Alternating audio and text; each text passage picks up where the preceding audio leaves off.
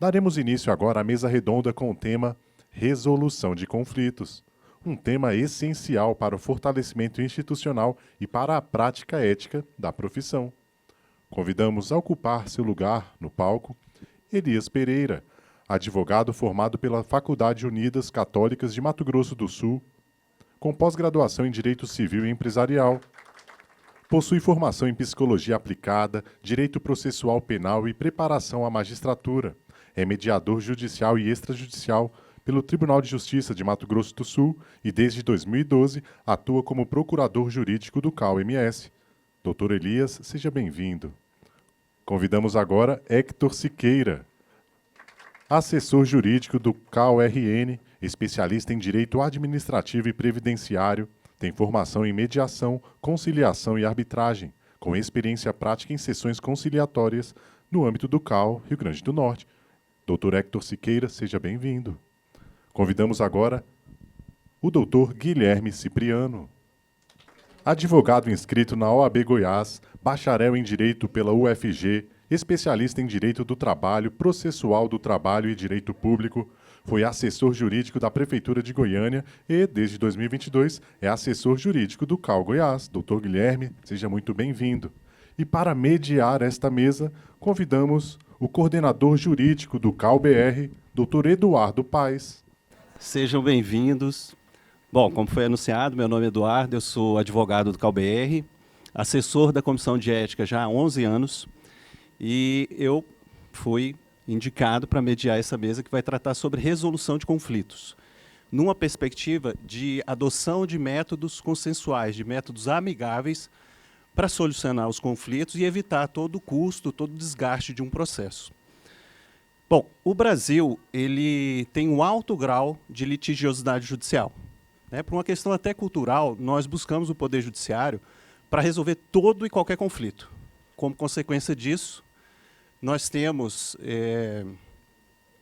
um volume de processos que é muito alto no Brasil e, diante desse cenário de alta litigiosidade, o governo brasileiro ele adotou uma verdadeira política de adoção de métodos consensuais, de métodos amigáveis para a solução de conflitos. Só para vocês terem uma ideia, o volume de processos judiciais no Brasil já chegou à casa dos 84 milhões de processos. Isso segundo os dados do próprio relatório Justiça em Dias, Justiça em Números, que é liberado pelo Conselho Nacional de Justiça. Daí que a nossa legislação prevê uma série de instrumentos para promover essa pacificação sem necessariamente ter que se valer de um processo. Nós temos instrumentos como mediação, conciliação, arbitragem, termos de ajustamento de conduta, transação penal, suspensão condicional do processo, acordo de não persecução penal, acordo de não persecução civil, entre outros instrumentos, para a gente tentar diminuir esse grau de judicialização que a gente tem no país. Agora, tem um aspecto que é relevante.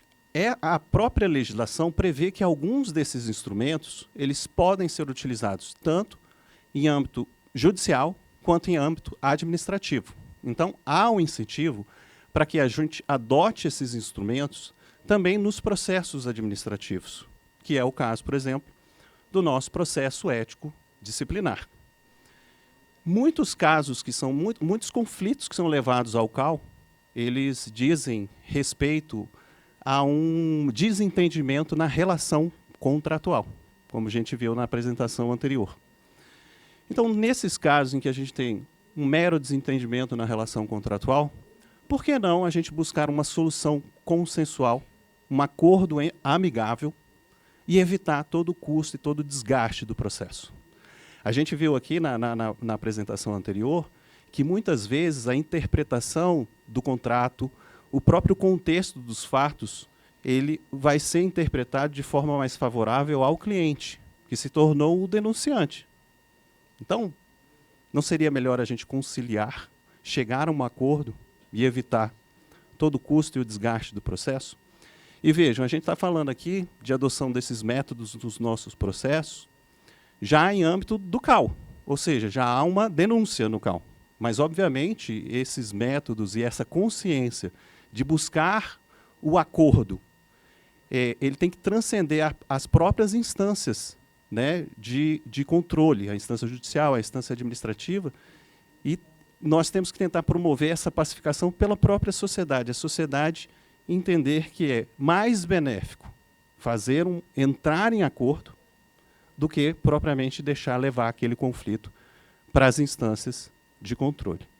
Bom, mas para falar sobre esse tema, nós temos aqui os advogados, doutor Elias, doutor Hector, doutor Guilherme, que vão falar, doutor Elias sobre mediação, doutor Hector sobre conciliação e, por fim, o doutor Guilherme sobre termo de ajustamento de conduta, a aplicação desses instrumentos no âmbito do CAL. Então, eu passo a palavra para o doutor Elias, que vai falar, como eu disse, sobre mediação.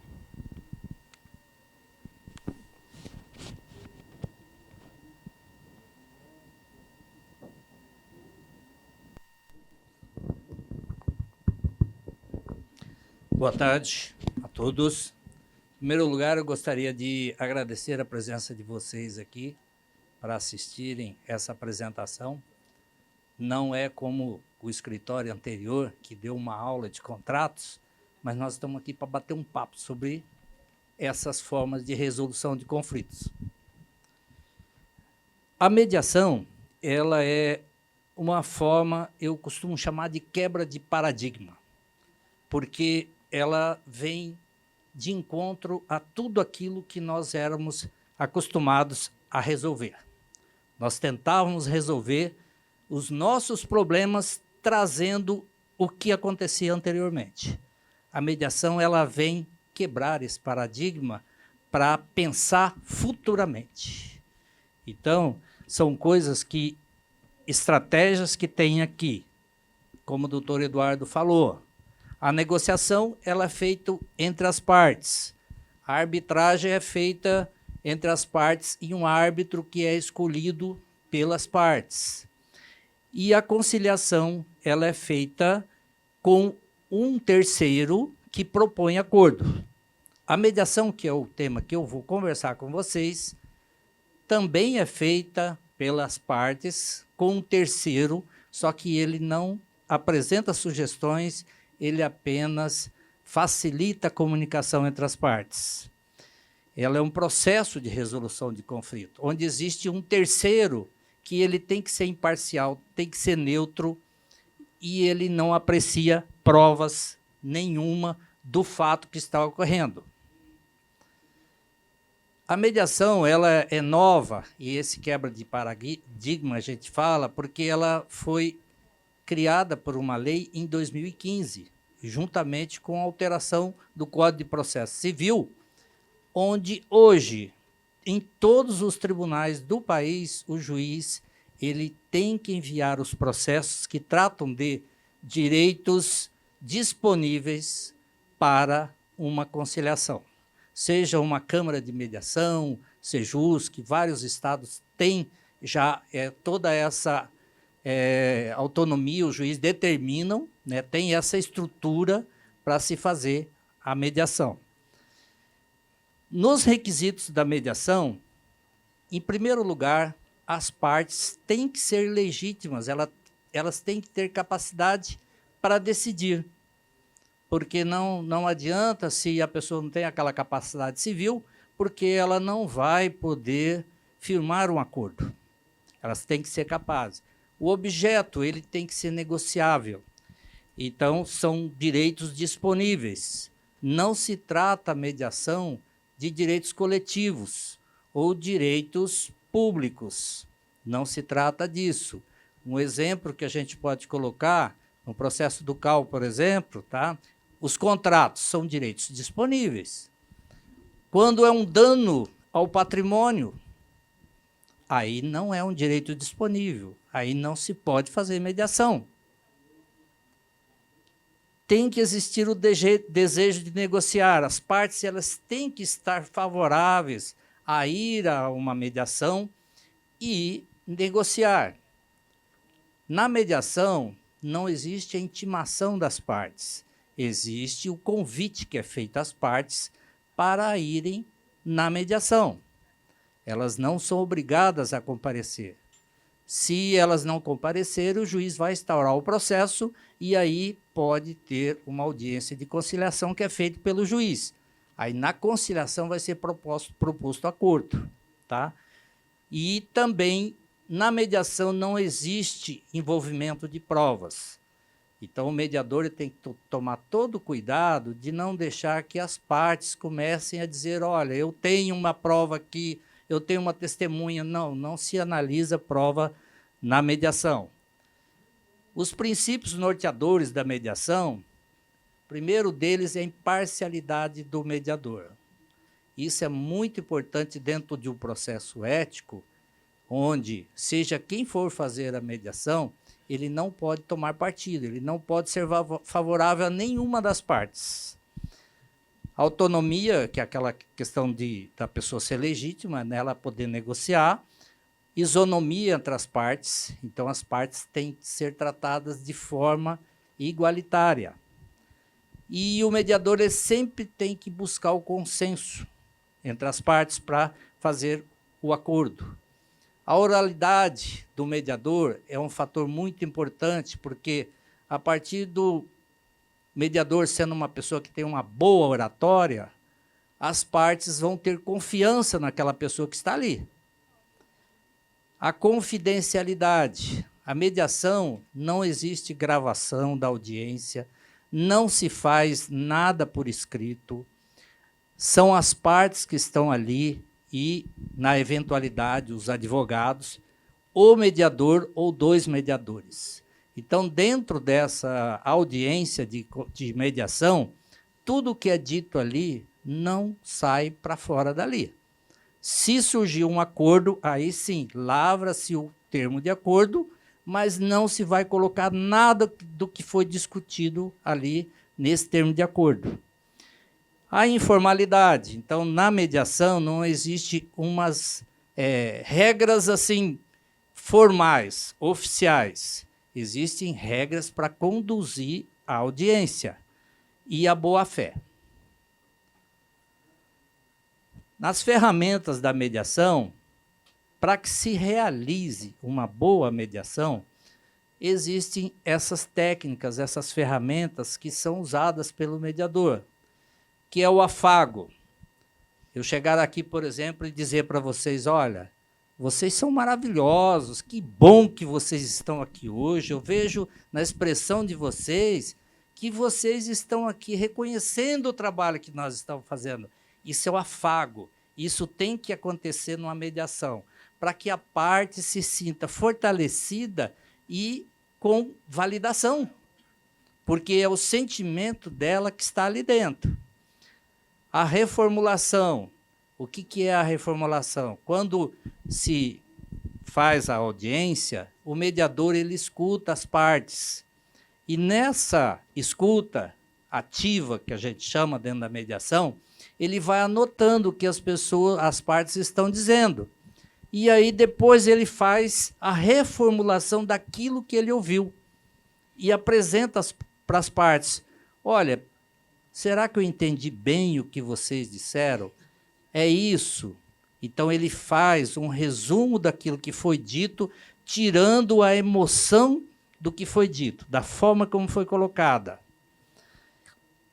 A troca de papéis ou inversão de papéis, isso também é uma ferramenta que é usada na mediação, onde o mediador, ele de forma tranquila, não pode ser feito de forma autoritária, ele vai dizer para a parte, olha, se coloca no lugar dele, você acha que está certo o que foi feito? Seria correto? E se ele fizesse a mesma coisa com você? Isso é inversão de papéis. Normalmente, isso se faz dentro das sessões individuais. Não se pode fazer essa inversão de papéis quando as duas partes estão presentes. Aí você começa a criar a questão do conflito. Exatamente. Tá? Audição de propostas implícitas. Quando você começa a mediação, muitas vezes, quando a parte vai falar sobre o caso, seja o denunciante ou seja o denunciado, ele vai dizer, olha, eu sei que ele está certo, na verdade eu até quero pagar. Isso é uma proposta implícita. O mediador vai anotar aquilo ali, que foi dito. Ele sabe que já existe uma proposta implícita ali que pode ajudar a realizar o acordo. As sessões individuais, o mediador, quando ele vê necessidade, ele convida uma parte para se retirar da sala por alguns minutos, ele já vai fixar, olha, 5, 10 minutos, né, que eu vou conversar com a pessoa aqui. E aí a outra aguarda lá fora e na sessão individual ele faz essa troca de papéis, faz um teste de realidade. O que é o teste de realidade? Quando uma das partes diz o seguinte, olha, eu quero que ele me pague R$5.000 porque eu paguei R$2.500 para ele, mas ele não fez o trabalho que devia fazer, eu quero que ele me pague R$5.000. Aí o mediador vai conversar com aquela parte que fez essa proposta, né? Assim, se você estivesse no lugar dele, você acha que isso estaria correto? Ele deveria, então, pagar esses R$5.000 para você? Ou você pagar para ele? Pensa bem. Então, essas são formas que você coloca, né, para a parte, para ela ter aquele teste de realidade. O enfoque prospectivo é que o mediador ele tem que tomar todo o cuidado de não trazer coisas do passado. Porque aquilo que aconteceu, aquele conflito que aconteceu, quanto mais você trazer coisas do passado, é pior para resolver o conflito. Você tem que pensar no futuro, conversar com as partes, dizer o seguinte, olha, vamos ver como é que nós vamos resolver isso. Vocês são amigos, normalmente são, né? Mas se criou o conflito, acabou a comunicação, então ele vai dizer, olha, vamos pensar para frente, né? Todo mundo vai trabalhar, cada um vai cuidar da sua vida, vamos pensar para frente e não passado. Nas audiências e reuniões de mediação, é preciso que haja sempre um ambiente de credibilidade dentro da mediação, tá? O mediador ele conversa com as partes, explica qual que é a atribuição dele, o que ele está fazendo ali, e dizer que também ele só tem interesse que se resolva, restabelecer a comunicação, dizer também que ele não está ali para dizer quem que está certo, quem que está errado, não fazer juízo de valor, e demonstrar o respeito pelo sentimento das partes, que ele respeita o que está sendo colocado ali, ele não está ali analisando quem está certo e quem está errado. Ele validar o sentimento das pessoas. Tá? Nas reuniões conjuntas, ele tenta classificar as causas do conflito, ele vai anotando aquilo para identificar qual que é a causa, certo? As posições de cada parte e trocar propostas. Isso se faz dentro das reuniões conjuntas. Nas reuniões separadas, individuais, o mediador ele conversa, debate as propostas, pergunta se uma parte tem uma contraproposta para apresentar para outra. Se ele diz, olha, eu tenho, aí ele vai voltar para a reunião conjunta e vai dizer para a parte, olha, você faz a proposta para ele. Não é o mediador que faz a proposta, é uma parte que faz a proposta para outra. Então, nessas reuniões individuais, o mediador tenta reduzir as emoções, porque geralmente as partes chegam ali, bem complicada a situação de cada uma, né? E a função do mediador é diminuir essas emoções, identificar as soluções alternativas e explorar soluções experimentais. Na condução da mediação, o mediador ele precisa ter habilidades. Ele não pode forçar as partes, ele tem que validar os sentimentos, ele tem que procurar trazer uma cordialidade entre as partes, para mostrar que a função dele ali é restabelecer a comunicação, o diálogo, e deixar que as partes façam as propostas. Reduzir, a gente fala o seguinte, olha, vamos deixar o sentimento de lado. qual que é o verdadeiro interesse que existe nessa questão. Não é aquele interesse que seria do sentimento de cada um, e sim o verdadeiro interesse que existe naquele problema. Aqui tem umas perguntas que geralmente o mediador tem que fazer. Em vez de dizer por que aconteceu isso, ele vai usar para quê? O que leva o senhor, você, a pensar dessa forma? O que o senhor busca com isso? São perguntas que você não usa o porquê. Você usa de uma outra forma, o mesmo porquê de uma outra forma, uma outra linguagem. O que realmente importa para o senhor? E não por que o senhor quer isso. Não se usa na mediação. E, finalmente, a gente vai falar sobre o raporte. O raporte é tudo o que é importante dentro de uma sessão de mediação. É quando as partes se sentem confortáveis, confiam na pessoa que está ali, no mediador, tá? Tratar a pessoa pelo nome, ser otimista, ter paciência e buscar conexões. Muito obrigado a todos.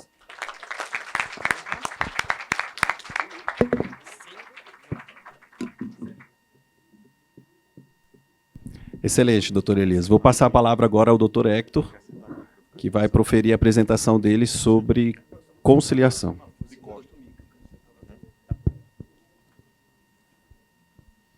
Boa tarde a todos. Quero primeiro agradecer... Opa, já passei. Como é que volta aqui? Conclui. Sim. Quero primeiro agradecer o convite da Comissão de Ética. Pode deixar. Sim.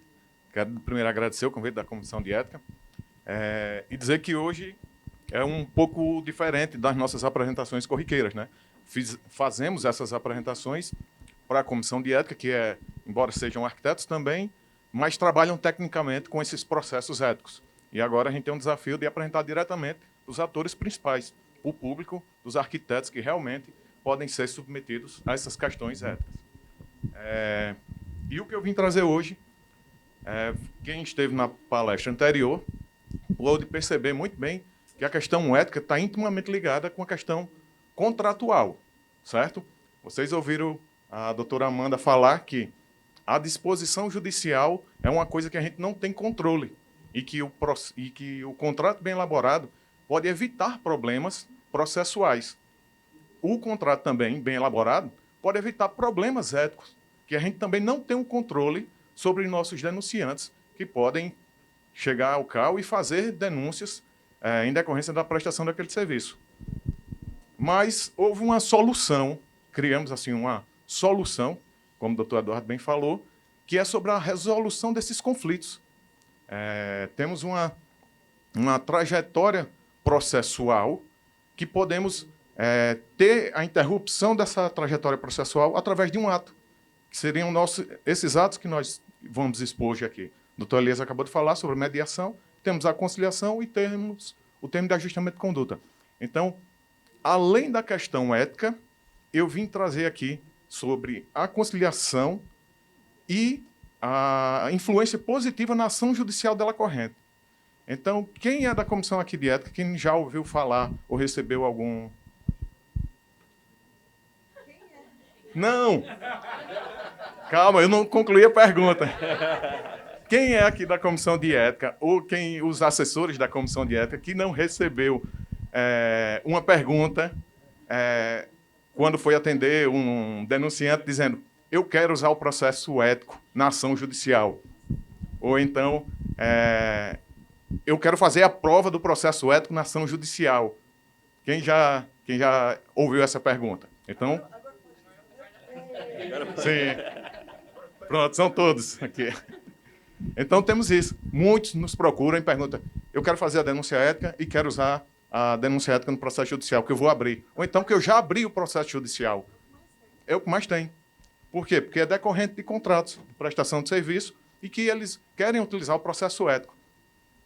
Vocês viram também que a fragilidade da interpretação, a fragilidade de vocês, profissionais, frente ao Código de Defesa do Consumidor, ao lado hipossuficiente, que é o cliente de vocês. A interpretação judicial vai ser favorável ao cliente.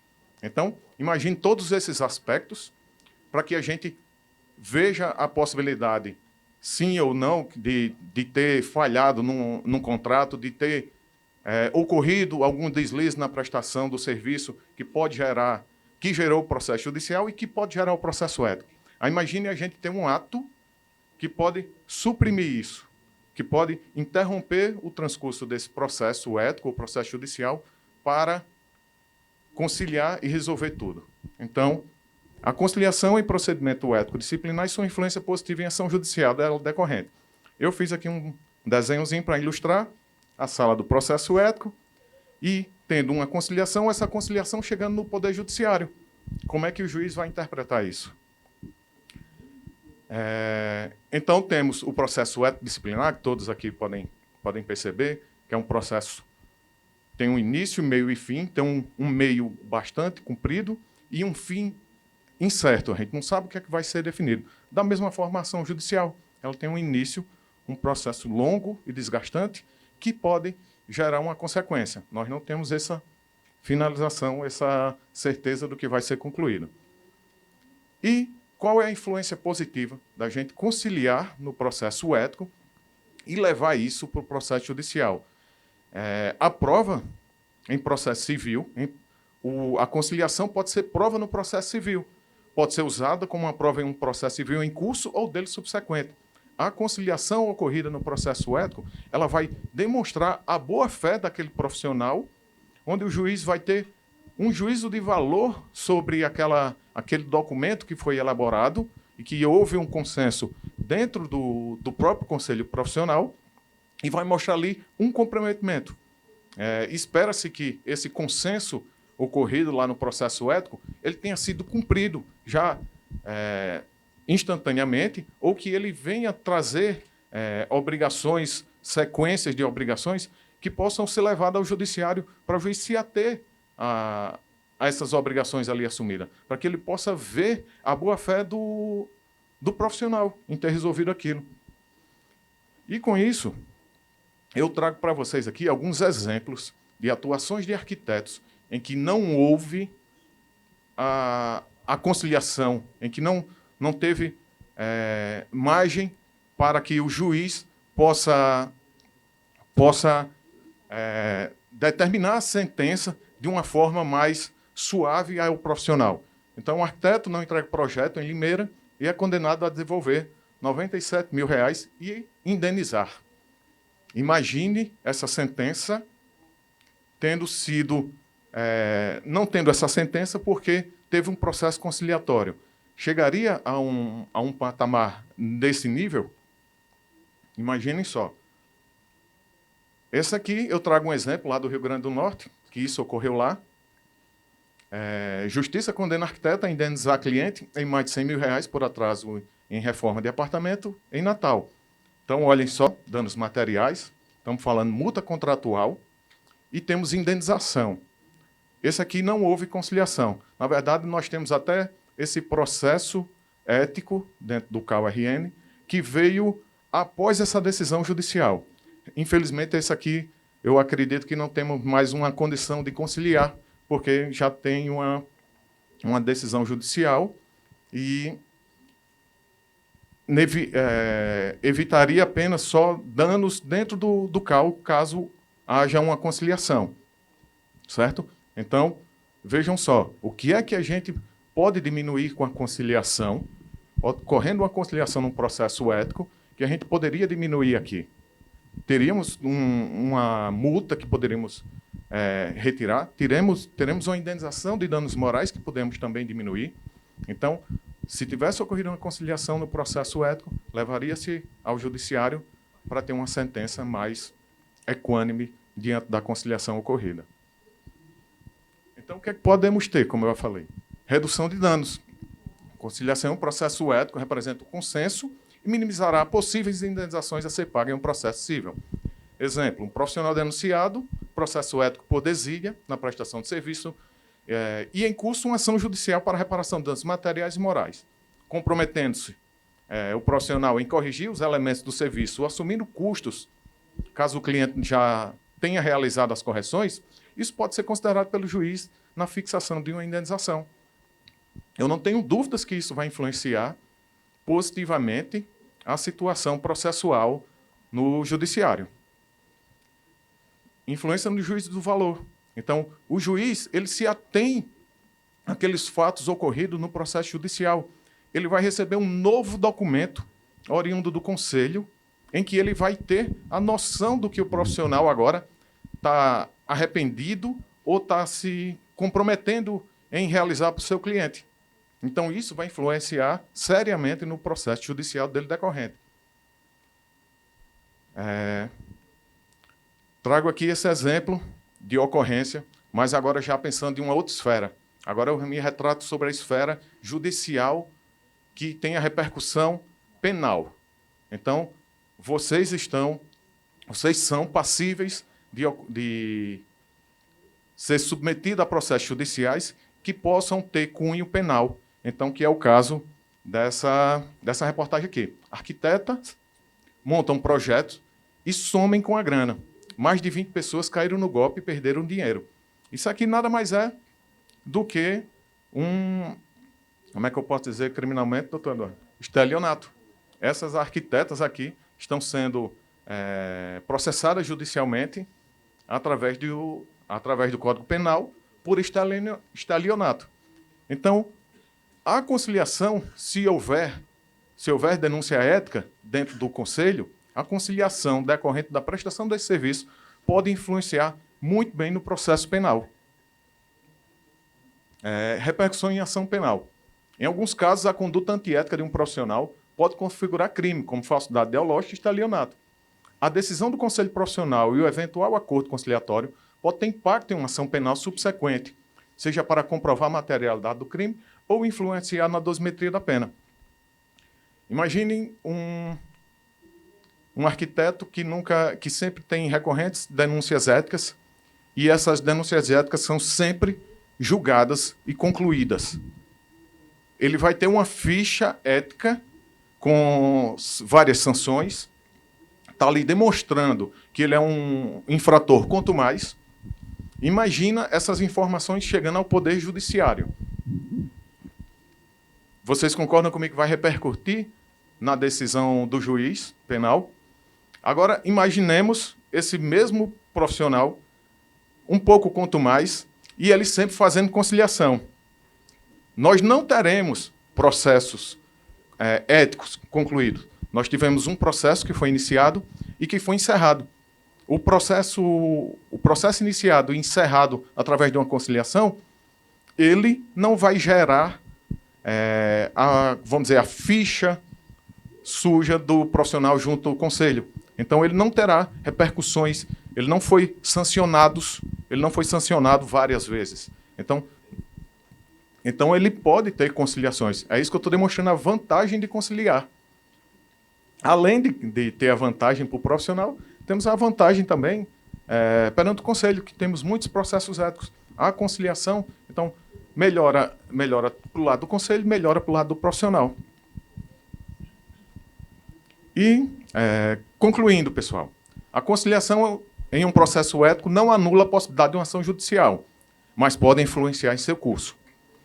A decisão do conselho profissional sem conciliação pode ter valor probatório elevado em um processo judicial.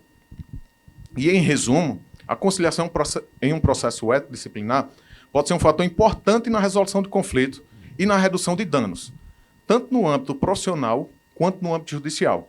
Então, vejam que a conciliação é um bem necessário, tanto para o conselho, tanto para o denunciante, tanto para o denunciado. Então, acredito que todos ganham nesse sentido, obtendo uma conciliação.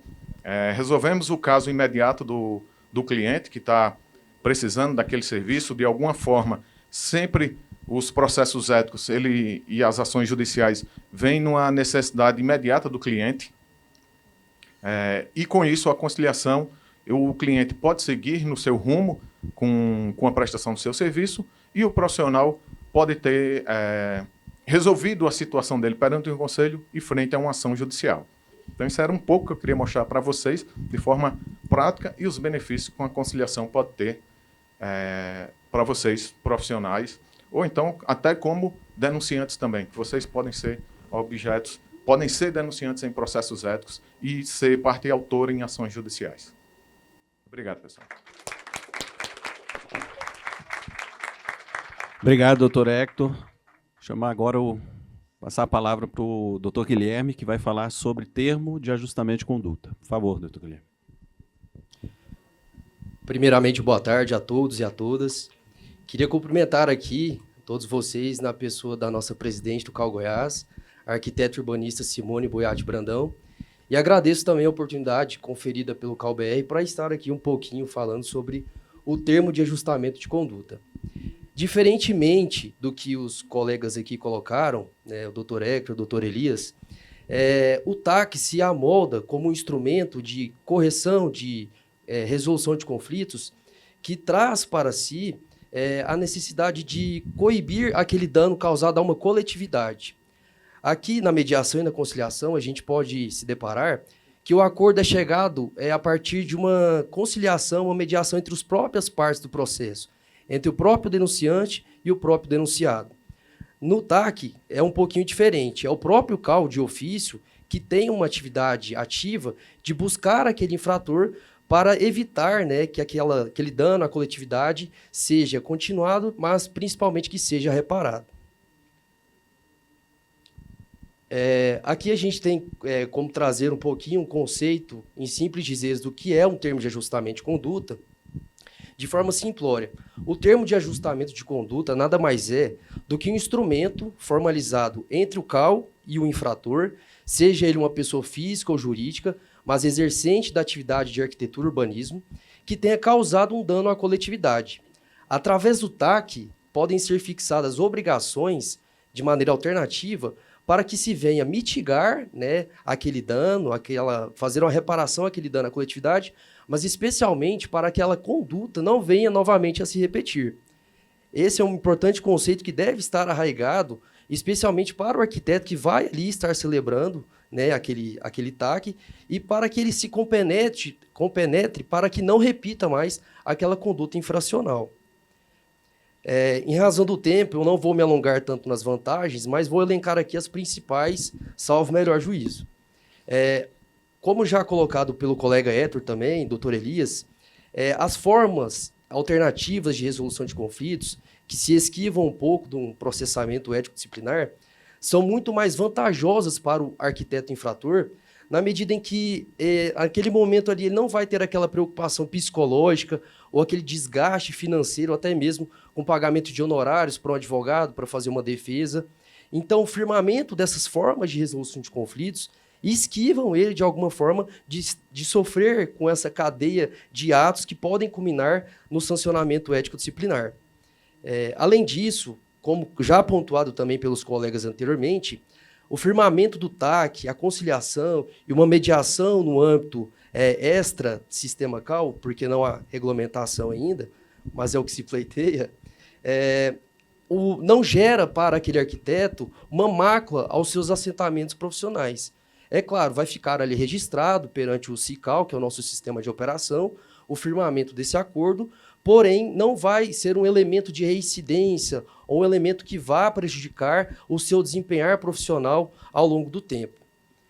Destaco ainda, talvez, um importante elemento aqui do TAC, que é a sua flexibilidade. Por quê? O TAC, como instrumento de acordo, ele pode elencar obrigações alternativas, como uma forma daquele arquiteto cumpri-las e, a partir do cumprimento, dentro dos prazos, do rito estabelecido nesse próprio instrumento, se esquivar de um processamento ético-disciplinar. Então, a própria natureza do TAC, como uma natureza transacional, flexível, que permite um diálogo entre o CAU e o arquiteto, potencializa a colocação de obrigações que, como já colocado, esquivam de um processamento ético-disciplinar. Tem uma série de vantagens aqui que a gente pode elencar, mas tenho para mim que essas três talvez sejam as principais para o momento. Bases normativas, bases legais e infralegais do TAC. Onde que o TAC está previsto no âmbito do nosso ordenamento de aplicação para arquitetos e urbanistas? A base legal do TAC, ela possui disposições, o TAC é previsto em várias leis esparsas, mas eu cito aqui algumas das principais que se correlatam melhor à atividade da arquitetura e urbanismo.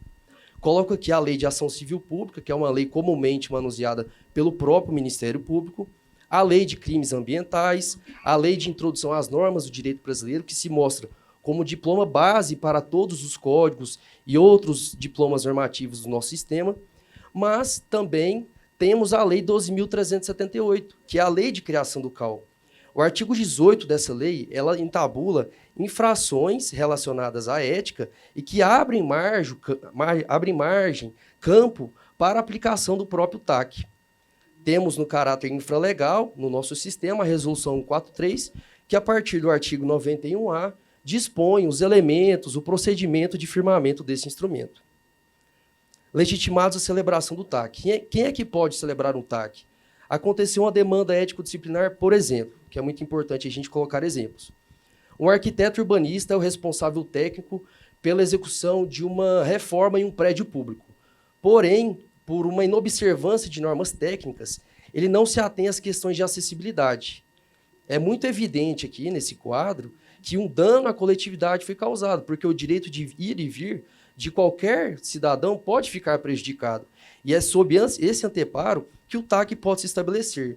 E o CAL, como legitimado extraordinário para tutelar um direito de um terceiro que não de si mesmo, pode vir oferecer a denúncia, por óbvio, contra esse arquiteto e propor a celebração de um TAC, para mitigar exatamente esse dano causado relacionado ao direito à acessibilidade. Natureza jurídica do TAC. Transação ou submissão. A corrente minoritária entende que o TAC seja um instrumento de submissão, mas eu discordo. O TAC, sob essa corrente, é colocado como um elemento de imposição de obrigações do CAL para sobre aquele arquiteto. São colocadas obrigações ali em que não se permite um diálogo, uma flexibilidade de disposições para que aquele arquiteto, de alguma forma, possa exercer a sua autonomia de poder, de alguma forma, negociar o que está sendo colocado ali para ele cumprir. Mas essa não é a doutrina, né, a corrente, na bem da verdade, que se aplica. O que se aplica hoje, especialmente na corrente majoritária, doutrinariamente, eu me valho aqui das palavras do professor Daniel Assunção e o próprio STJ, entendem que o TAC é, sim, um instrumento de transação. Porque, como já reiterado, o TAC ele possibilita esse diálogo de obrigações, de prazo para cumprimento dessas obrigações, de forma de verificação de como é que aquelas determinações estão sendo cumpridas e o modo de cumpri-las para que, as cumprindo, o processo ético seja arquivado e ele volte a observar a sua conduta enquanto eu arquiteto, enquanto eu cidadão e olhar melhor para aquele direito coletivo que foi lesionado. Objeto do TAC. Quais são os elementos que devem compor esse importante instrumento de resolução de conflitos? Aqui, em termos gerais, temos que o TAC tem elementos materiais, que são aquelas obrigações que vão ser fixadas para que aquele arquiteto as cumpra, né? Aqui a gente pode notar que existe uma menor flexibilidade, porque o que se busca com o TAC em si é, de fato, reformar aquela situação danosa ocorrida, fazer com que o arquiteto reflita sobre aquela atividade deontológica que foi, na verdade, inobservada por ele, mas, especialmente, possibilitar com que ele as cumpra para dar efetividade e salvaguardar aquele direito coletivo que foi abalado. Sob a ótica processual, aqui são os elementos de maior flexibilidade que a gente pode pontuar: o prazo para que ele cumpra aquelas obrigações, a forma de cumpri-las, né, o modo de verificação. O CAL, por exemplo, pode designar um agente para acompanhar os relatórios de obra em relação àquele exemplo da acessibilidade. Olha, o arquiteto ficou obrigado a reparar aquele dano, fazer novamente a reforma, e todos os relatórios devem ser apresentados, por exemplo, ao CAL, e pode ser designado um agente ali da autarquia para ir verificando se, de fato, aquelas determinações vêm sendo cumpridas. Aqui é um ponto nodal que eu também chamo a atenção, em caráter de observação, porque o elemento da multa. A multa pode sim ser colocada dentro desse TAC. A multa aqui pelo seu descumprimento. Então, se o arquiteto foi denunciado pelo CAL, celebra um TAC com a autarquia, e ele descumpre essas obrigações ou não as cumpre dentro dos prazos fixados, pode-lhe ser imputada a necessidade de pagamento dessa multa. Só que essa multa aqui, pelo descumprimento do TAC, é distinta da multa sanção do artigo 19 da nossa lei. Ou seja, sob o mesmo anteparo fático, é possível que o arquiteto venha pagar duas multas, uma pelo descumprimento do TAC e outra apenas sanção do artigo 19. Momento de celebração do TAC. Aqui, salvo o melhor juízo e com a devida vênia também, tenho para mim que existe uma certa antinomia em relação à nossa resolução. O caput do artigo 91A, que trata do TAC, ele dispõe que o TAC pode ser celebrado até a fase de admissão da denúncia ou durante a sua instrução, que, a meu ver, se encerra com a decisão da Comissão de Ética e Disciplina, a fase de conhecimento do processo. Por outro lado, o artigo 91A, no parágrafo 7º, dispõe que ele pode ser celebrado em qualquer grau de jurisdição, a qualquer momento processual. Sob uma interpretação sistemática e observando a aplicação da Lei de Ação Civil Pública e outros regulamentos que tratam do termo de ajustamento de conduta, tenho para mim que o que se busca aqui no juízo de ponderação é firmar para aquele arquiteto urbanista infrator a possibilidade de cumprimento daquelas obrigações e sanar aquele dano causado. Por essa razão, o que se deve ponderar aqui é que, independe do momento da celebração do TAC, ele sempre será muito bem-vindo, assim como é a conciliação e assim como é a mediação. Publicidade conferida ao TAC, nos estudos que fiz para apresentar aqui para vocês a respeito desse instrumento, verifiquei que outros conselhos e até mesmo a OAB não prevêem em suas disposições, ainda que prevejam o TAC, não prevêem a forma que vai ser conferida a publicidade ao TAC. Vai ser publicado no Diário Oficial da União, vai ser publicado no site oficial da entidade, do órgão. Não há uma clareza nesse sentido. Mas o próprio CAL, de forma muito precisa, salvo o melhor juízo também, ele colocou que o TAC aqui, celebrado no contexto ético-disciplinar, vai tão somente ficar registrado no CICAL, para, por óbvio, posteriores consultas de terceiros em caráter público. Mas aqui, tem para mim que foi uma decisão acertada do legislador, uma vez que o TAC reveste-se, nesse momento aqui, ético-disciplinar, do seu caráter de privacidade, de sigilo. Então, conferir uma publicidade a um instrumento firmado entre o CAL e o próprio arquiteto é uma medida que salvaguarda especialmente a imagem, a figura profissional desse arquiteto infrator. Aqui um momento muito importante, mais uma vez tento trazer um exemplo para melhor elucidar um pouco a matéria para vocês. A situação é a seguinte: um arquiteto foi contratado pelo município de Pirenópolis para revitalizar um bem público tombado, desrespeitou normas técnicas de preservação. Ele substituiu elementos arquitetônicos originais por materiais e formas incompatíveis, descaracterizando o bem tombado. Fica bastante evidente aqui que houve mácula a um direito coletivo. E qual que é esse direito coletivo que foi maculado? O direito de todos, é um direito difuso, de pessoas indetermináveis. Não podemos precisar quem é o titular desse direito. E que direito é esse? É o direito à proteção, à preservação do patrimônio histórico-cultural, que inclusive é um direito consagrado e protegido pela nossa Carta Magna. Sob esse anteparo, de mácula a um direito coletivo, constatados elementos, indícios probantes, indícios e provas relacionados a esse dano, o CAL pode sim, de ofício, inaugurar uma denúncia contra aquele profissional e a partir daí, da instrução processual, como se desencadear, o CAL pode vir a propor a celebração do TAC para com esse profissional. Aqui é um modelo sugerido de termo de ajustamento de conduta, não o modelo em si, mas os elementos que podem compô-lo. E faço alguns destaques importantes. Como obrigações aqui desse TAC, como é que o arquiteto vai poder cumprir no TAC sem ter a necessidade de ser processado eticamente?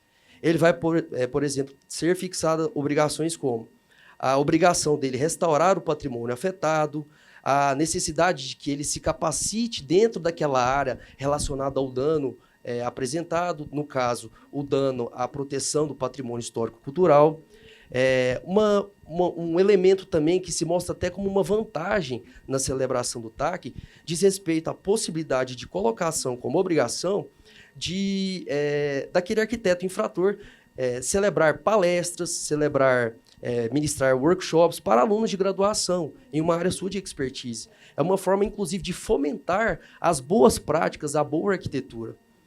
Prazos e cumprimento são elementos importantes também, que, como colocado anteriormente, são mais flexíveis, né, na medida em que o CAL e o arquiteto podem negociar essa forma de cumprimento das obrigações.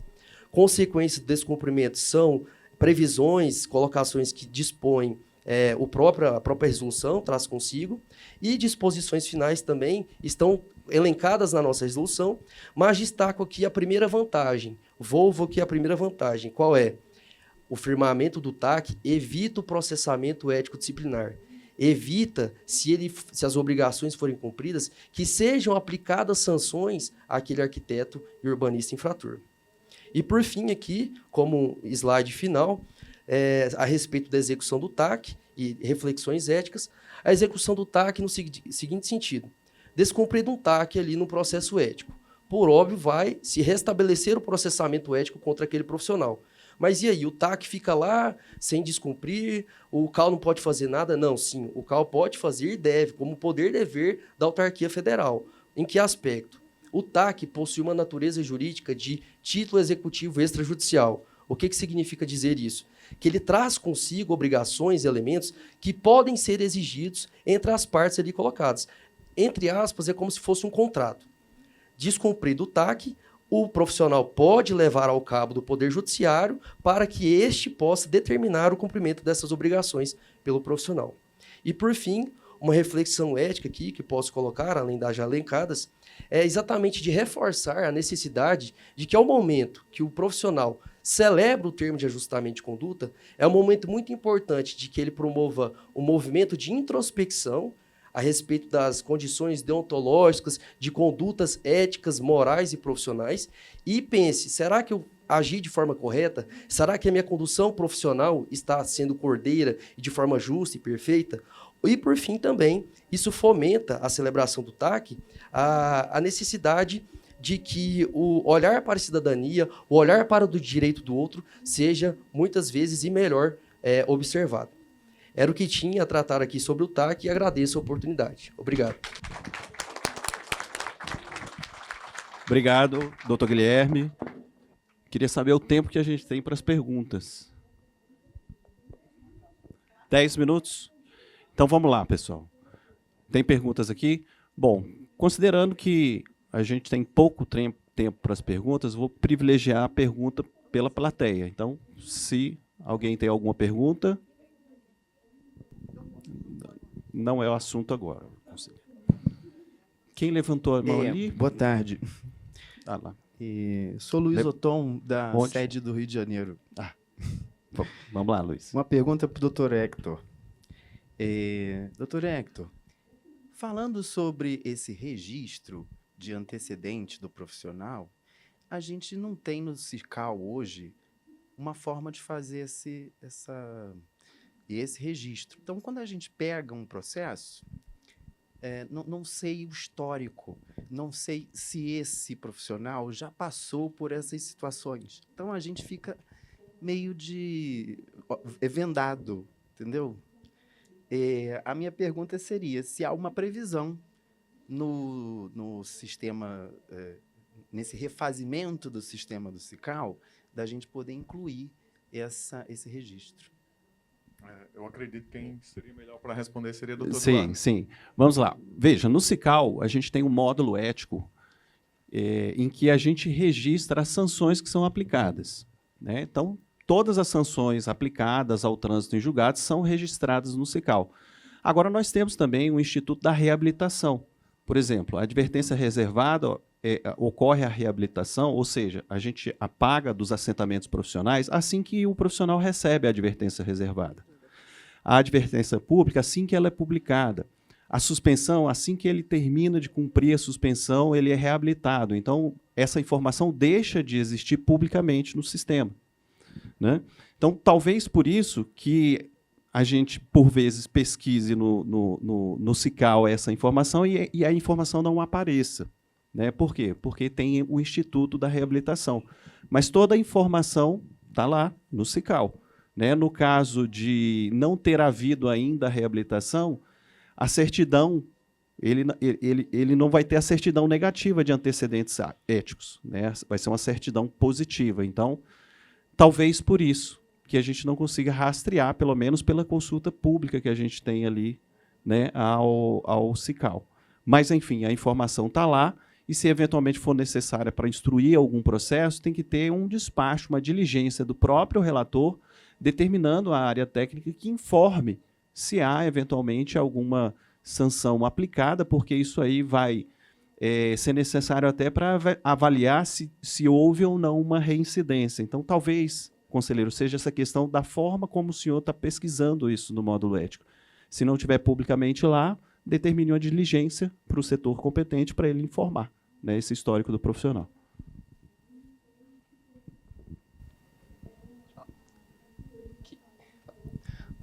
Boa tarde, meu nome é Matheus.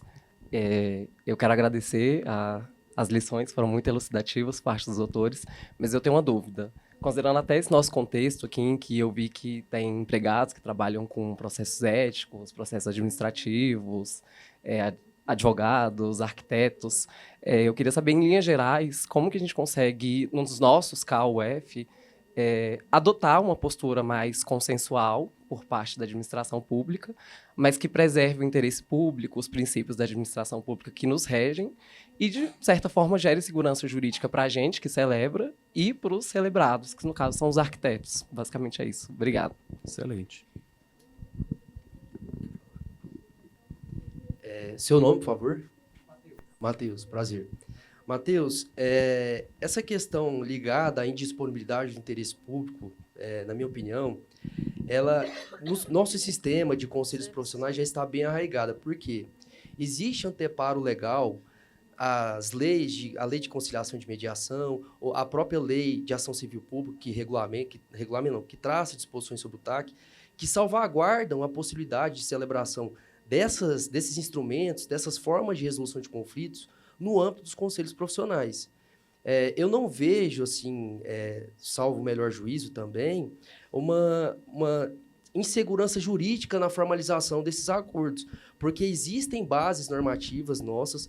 Por exemplo, nos sistemas CAUS, pela teoria da deletificação, a gente tira elementos do arcabouço legal e trata para os elementos regulamentares aqui na nossa resolução. Então, com base nosso ordenamento, eu não vejo uma insegurança para a celebração dessas formas de acordo, não. E, complementando, doutor Matheus, veja, a função do CAU na própria lei é de orientar, disciplinar, fiscalizar e só em último caso punir. Então a gente tira dali essa compreensão de que a gente pode adotar esses instrumentos de resolução consensual dos conflitos pela própria função que está ali. E outro aspecto também é que a nossa regulamentação, a regulamentação da arquitetura e urbanismo, a gente percebe isso no Código de Ética, na própria resolução de fiscalização, ela prioriza as atuações de natureza orientativa, educativa, preventiva, isso tanto no Código de Ética como na fiscalização. Então, a gente busca aí esse respaldo legal, mas a tua pergunta é muito pertinente no sentido, nós podemos conciliar, mediar, fazer TAC em relação a toda e qualquer matéria, a toda e qualquer conduta do profissional? Daí nós pensamos que não. Na resolução do processo ético, a gente já tem uma pequena regulamentação sobre a conciliação.